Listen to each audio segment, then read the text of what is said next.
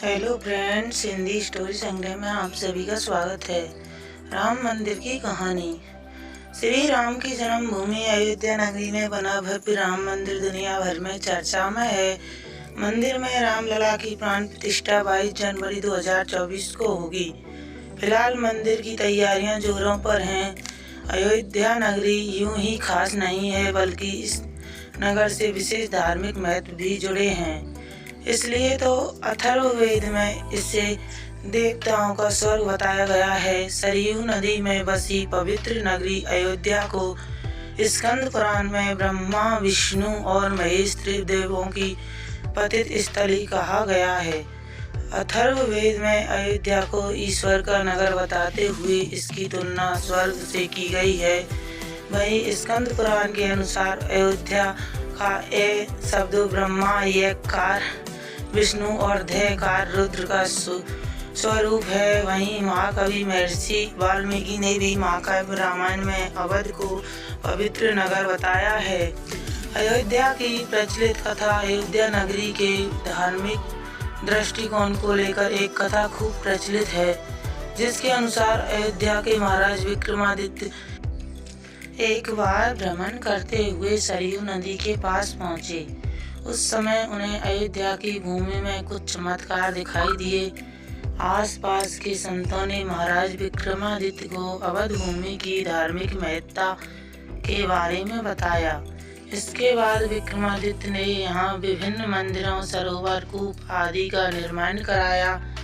इसके साथ ही अयोध्या नगरी में एक सीता कुंड भी मान्यता है कि इस कुंड में स्नान करने से व्यक्ति के सभी पाप कर्मों का नाश होता है। भारत की प्राचीन सांस्कृतिक सत्पुरियों में अयोध्या का स्थान प्रथम है। अयोध्या को श्री राम की जन्मभूमि के साथ ही साकेत नगरी के नाम से भी जाना जाता है। हिंदुओं के साथ ही बौद्ध और जैन धर्म के लिए भी अयोध्या नगरी का खास धार्मिक महत्व है। आइए जानते हैं श्री राम जन्मभूमि अयोध्या कैसे बनी धार्मिक नगरी। अयोध्या नगरी की स्थापना रामायण के अनुसार सरयू नदी के किनारे बसी अयोध्या नगरी की स्थापना सूर्यपुत्र वैवस्वत मनु द्वारा की गई। वैवस्वत मनु का जन्म लगभग 6673 ईसा पूर्व बताया जाता है। ये ब्रह्मा जी के पौत्र कश्यप की संतान थे। इसके बाद मनु के 10 पुत्र हुए, जिनमें ईल, इक्ष्वाकु, कुशनाम, अरिष्ट, धृष्ट, नरिष्यंत, कुरुस, महाबली, सरयाति और प्रसधे थे। इक्ष्वाकु कुल में ही भगवान राम का जन्म हुआ था। कैसे हुआ देव शिल्पी नगर अयोध्या का निर्माण। स्कंद पुराण के अनुसार जिस तरह से काशी भगवान शिव के त्रिशूल पर टिकी है, ठीक इसी तरह से अयोध्या विष्णु जी के सुदर्शन चक्र पर बसी है। इसे लेकर एक पौराणिक कथा है, जिसके अनुसार मनु ब्रह्मा जी के पास एक नगर निर्माण की योजना लेकर पहुंचे। ब्रह्मा जी ने मनु को भगवान विष्णु के पास भेजा। विष्णु जी ने मनु के लिए साकेत धाम का चयन किया। साकेत धाम के निर्माण के लिए ब्रह्मा जी, मनु, भगवान विष्णु, शिल्पकार भगवान विश्वकर्मा और महर्षि वशिष्ठ गए। भूमि का चयन सरयू नदी के किनारे किया गया और इसके बाद आरंभ हुई देव शिल्प नगर निर्माण की। इसलिए अयोध्या को साकेत के नाम से भी जाना जाता है। वहीं भगवान राम के जन्म के समय इस नगर को अवध के नाम से जाना जाता था। अयोध्या नगरी से जुड़ी खास बातें।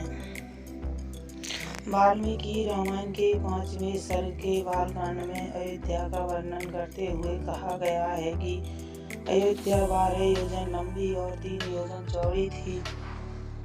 अयोध्या मंदिर और घाटों की प्रसिद्ध नगरी भी है। यहाँ के प्रसिद्ध सरयू नदी के किनारे 14 प्रमुख घाट भी हैं, जिसमें गुप्त द्वार घाट, की कई घाट, कौशल्या घाट, पापमोचन घाट, लक्ष्मण घाट आदि हैं। अयोध्या में ही भगवान श्री राम का जन्म हुआ, इसलिए इसे राम जन्मभूमि कहा जाता है। लेकिन इसी के साथ यहाँ कई महान योद्धा, ऋषि मुनि और अवतारी पुरुष भी हुए। जैन मतानुसार अयोध्या में ही आदिनाथ समेत 5 तीर्थंकरों का भी जन्म हुआ था। 12वीं सदी के आसपास अयोध्या में बड़े पैमाने पर सूफी संतों ने भी रहने का प्रमाण मिलता है। कहा जाता है कि भगवान श्री राम जी के समाधि लेने के बाद त्रेता युग में ही अयोध्या नगरी उजड़ गई थी। तब श्री राम के पुत्र कुश ने अयोध्या को फिर से बसाया। कुश द्वारा अयोध्या का पुनर्निर्माण कराने के बाद सूर्यवंश की अगली 44 पीढ़ियों तक अयोध्या का अस्तित्व बरकरार रहा, लेकिन महाभारत युद्ध के बाद अयोध्या फिर से उजाड़ हो गई। इसके बाद अयोध्या मौर्य से लेकर गुप्त, कन्नौज, मुगल शासकों के अधीन रही। 1528 में बाबर के सेनापति मीर वकी ने अयोध्या में राम जन्मभूमि पर स्थित मंदिर तोड़कर बाबरी मस्जिद बनवाई थी। इसके बाद भी अयोध्या में मंदिर मस्जिद विवाद नहीं थमा और कई आंदोलन में सांप्रदायिक दंगे हुए। मामला कोर्ट पहुंचा और लंबी लड़ाई के बाद फैसला श्री राम जन्मभूमि के पक्ष में आया। अब एक बार फिर से पवित्र और धार्मिक नगरी श्री राम जन्मभूमि अयोध्या में भव्य मंदिर का निर्माण हुआ, जिसमें रामलला विराजेंगे। मंदिर की प्राण प्रतिष्ठा 22 जनवरी 2024 को होगी। तो फ्रेंड्स, आज की कहानी अच्छी लगी हो तो कहानी को लाइक करें, शेयर करें और सब्सक्राइब करना ना भूलें, जिससे अगले वीडियो का नोटिफिकेशन आपको समय पर मिल जाए। Thank you.